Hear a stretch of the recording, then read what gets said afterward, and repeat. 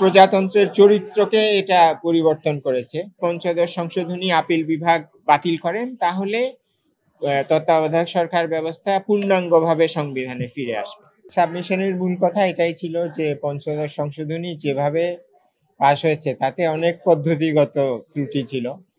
এর মধ্যে একটা হলো যে সংসদকে সম্পূর্ণভাবে পাশ কাটিয়ে একজন ব্যক্তির ইচ্ছায়, তৎকালীন প্রধানমন্ত্রীর ইচ্ছায় পঞ্চদশ সংশোধনীটা পাশ হয়, এবং সংবিধানের এই সংশোধনী করার জন্য একটা বিশেষ সংসদীয় কমিটিও গঠন করা হয়। তো সেই কমিটি একটা সুপারিশ করে, প্রধানমন্ত্রীর নির্দেশে সেই সুপারিশ এক রাতের মধ্যে পাল্টে দেওয়া হয়।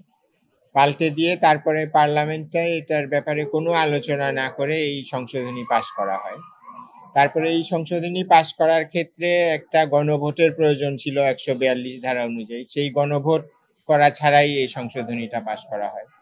তারপরে এই সংশোধনী যখন পাশ করা হয় তখন আপিল বিভাগের একটা নির্দেশনা ছিল যে পরবর্তী দুটো নির্বাচন তত্ত্বাবধায়ক সরকারের অধীনে করতে হবে। সেই নির্দেশনা অগ্রাহ্য করে এই সংশোধনী পাশ করা হয়।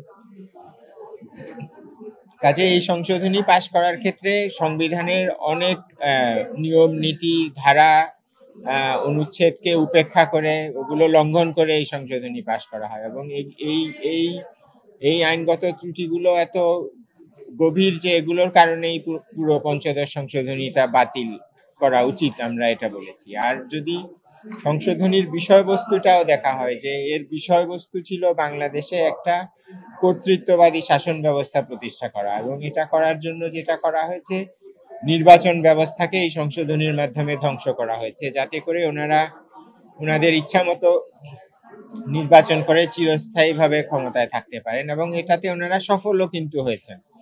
তো প্রধান বিচারপতি আমাকে প্রশ্ন করেছিলেন যে যদি আমরা পদ্ধতিগত ত্রুটির কারণে এই সংশোধনীটা বাতিল করি, তাহলে তো আমাদের আর সুনির্দিষ্টভাবে প্রত্যেকটা ধারার কি সমস্যা সেটা দেখার প্রয়োজন হচ্ছে না। Bashundhara public school and college 2026 শিক্ষাবর্ষে ভর্তি চলছে। তখন আমি ওনাকে বলেছিলাম, হ্যাঁ, এটা যদি পদ্ধতিগত ত্রুটির কারণে বাতিল হয় তাহলে শুধুমাত্র সেই কারণে বাতিল হতে পারে, আলাদা আলাদাভাবে প্রত্যেকটা ধারা বিশ্লেষণ করে দেখার প্রয়োজন হবে না যে ওই ধারাগুলোতে কি সমস্যা আছে বা আদৌ কোনো সমস্যা আছে কিনা। আমরা হাইকোর্টেও কিন্তু চেয়েছিলাম যে যেহেতু এখানে এই ধরনের ত্রুটি আছে, এবং এটা যেহেতু প্রজাতন্ত্রের চরিত্রকে এটা পরিবর্তন করেছে, কাজে এটা একটা সংবিধানের পুনর্লিখন হয়েছে, একটা পাইকারি পুনর্লিখন করা হয়েছে পঞ্চদশ সংশোধনীর মাধ্যমে। যেহেতু এখানে 55টা ধারা ছিল পঞ্চদশ সংশোধনীতে, যার মাধ্যমে সংবিধানের কমপক্ষে হলো 76টি জায়গায় সংশোধনী আনা হয়েছিল। কাজেই এটা একটা এমন ব্যাপক একটা সংশোধনী যে এটাকে সংশোধনী না বলে একটা সংবিধানের পুনর্লিখন বলা উচিত। এবং আরো একটা কারণে এটাকে পুনর্লিখন বলা উচিত, কারণ এটার মাধ্যমে আমাদের দেশের সাংবিধানিক চরিত্র পরিবর্তন করা হয়েছিল।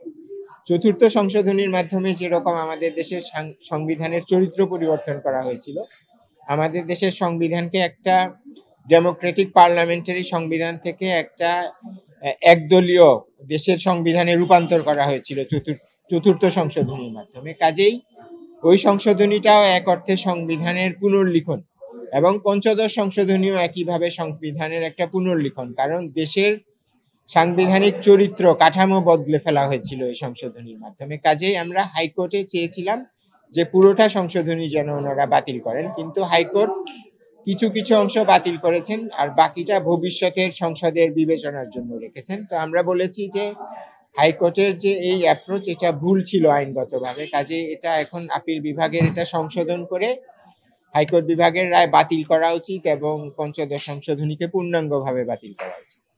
তত্ত্বাবধায়ক সরকার, এটা আমি আগেও দু একবার বলেছি যে ব্যবস্থাটা দুভাবে বাতিল হয়েছিল। একটা হলো এটা পঞ্চদশ সংশোধনীর মাধ্যমে বাতিল হয়েছে, আর একটা হলো ত্রয়োদশ সংশোধনীর আপিল বিভাগের রায়ের মাধ্যমে বাতিল হয়েছিল। তো আপিল বিভাগের যে রায়ের মাধ্যমে এটা বাতিল হয়েছিল, বিচারপতি খায়রুল হকের রায়, সেই রায়টা আপিল বিভাগ বাতিল করেছেন গত মাসে।